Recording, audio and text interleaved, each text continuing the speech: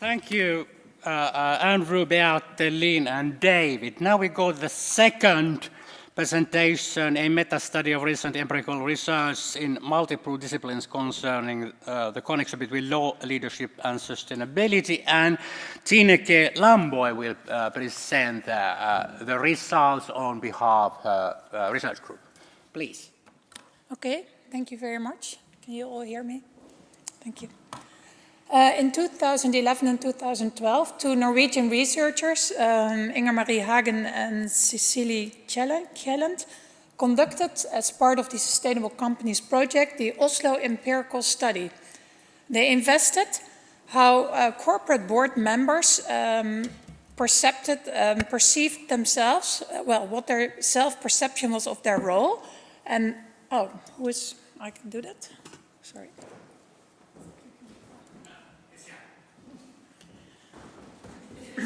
Sorry.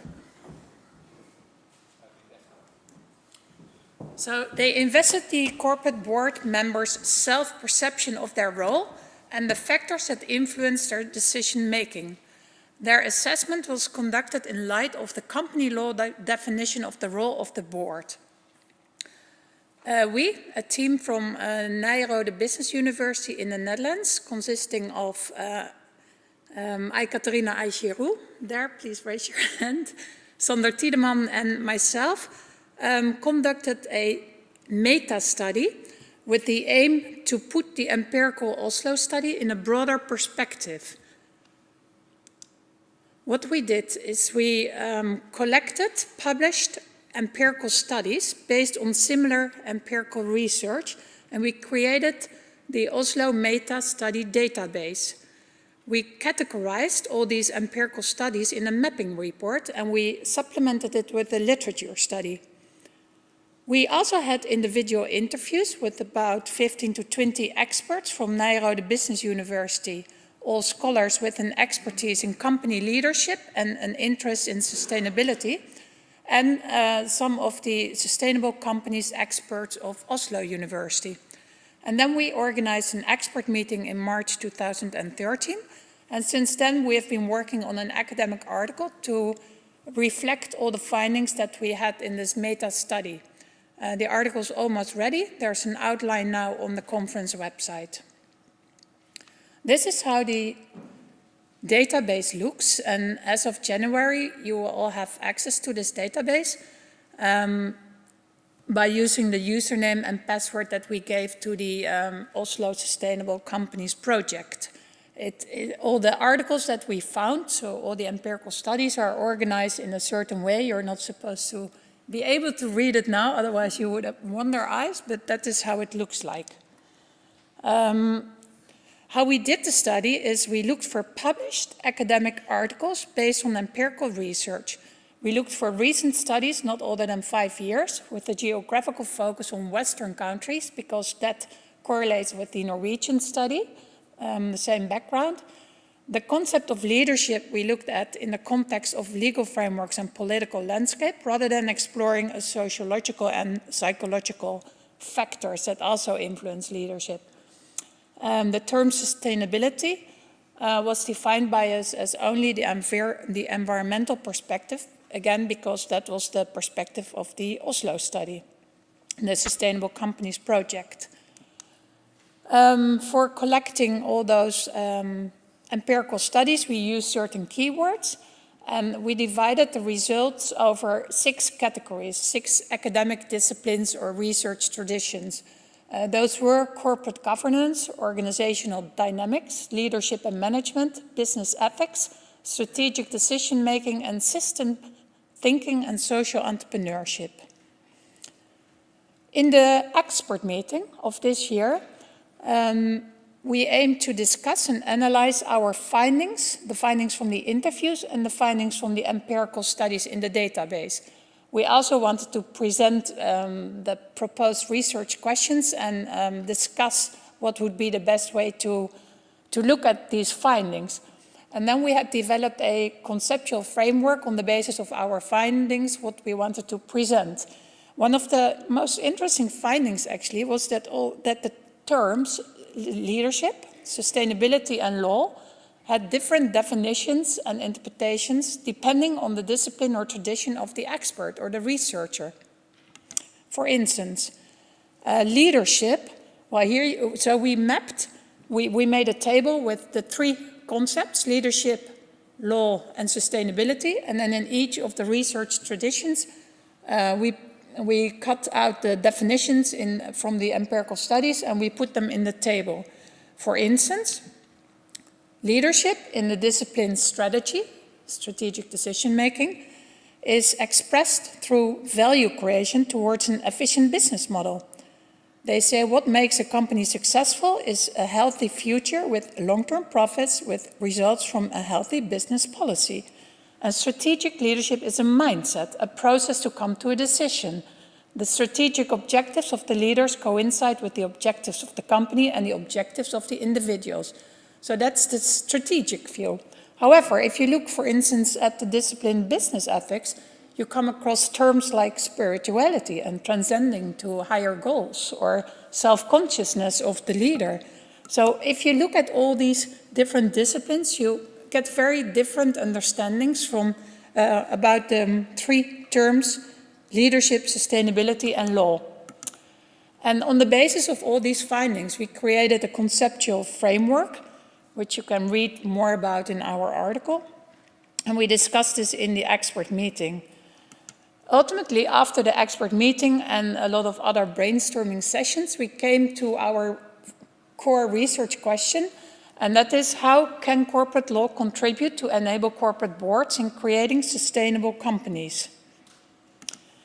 Our intermediate conclusions were that the current reality is at this moment, based on the empirical research studies and other literature, that there's a growing interest of directors in social and environmental issues, that business leaders increasingly integrate sustainability into their decision-making processes, strategy, business goals and practices, and that the role of law is considered important. There we see a tendency to see law as a compliance issue. At the same time, we also identified gaps and challenges. First one is that most companies do not assess or do not fully assess the sustainability impact of their business activities, neither internally nor externally. Then that there's a demand from investors and other stakeholders for non-financial corporate information on an enterprise basis. So not on an entity basis, a legal entity basis, but on an enterprise basis, the global scope. And then that it's necessary for companies to create a level playing field in sustainability. And that's also where law can come in. And that sustainability is perceived by business leaders as a novel concept with a complex nature. So we identified three key elements that connect sustainability with leadership. The first one is a long-term view, seeing the bigger picture. So what is the role of the company in the society? What are the potential issues, the dependencies and the opportunities in the future? The second connection could be the environmental and social value creation by a company on top of the financial value creation, because that helps the legitimacy of a company and also to continue the flow of natural resources. And thirdly, the multi-stakeholder approach is really important for decision making because it creates, again, legitimacy, and it can help to understand this complexity of the term sustainability. Well, when we connect sustainability and leadership with law, we identified three instruments that can help boards. The first one is corporate purpose, as explained by Andrew before me. The second one is board composition, and the third one is reporting. Corporate purpose, it should be important to include environmental and social value creation explicitly in the corporate purpose, in the Articles of Association and or in a corporate mission statement.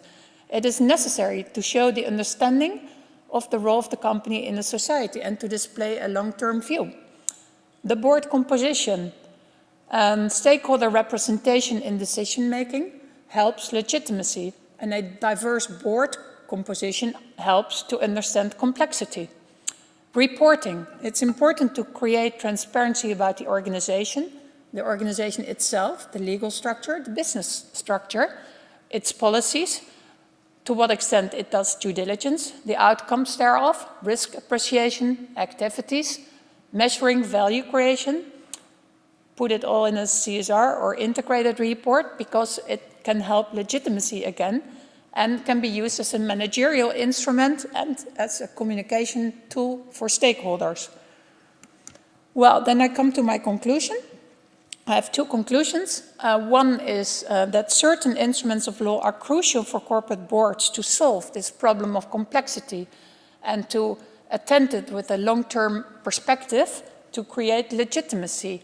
And ultimately, and that is our view, the role of corporate leadership is to guide the company to the future. And at this moment, the most important thing in that is to prioritize legitimization of business with using all those tools. And the second conclusion that we had is that all those academic disciplines often operate in one dimension. So the consequences thereof are that there are different perceptions of the concept of sustainability and also leadership in corporate governance, management, and the other disciplines. So academic studies deal with one perspective that makes the education also fragmented. The students at Nyenrode Business Universities have courses in strategy and courses in managerial decision-making and courses in sustainability, but they don't have one course covering it all. Well, we try to do that now. We're setting up a sustainability program. And then you see the same fragmentations within companies. So the students that finish business schools, they go to a department in a company, either management or accounting or human resources or marketing. So the resulting problem is that there's no holistic approach, like what the system dynamics tradition advocates. So every actor only sees his or her own role and pursues his own interest, doesn't see the whole picture of it. And ultimately, those people will also become board members and come across the same problem. Thank you.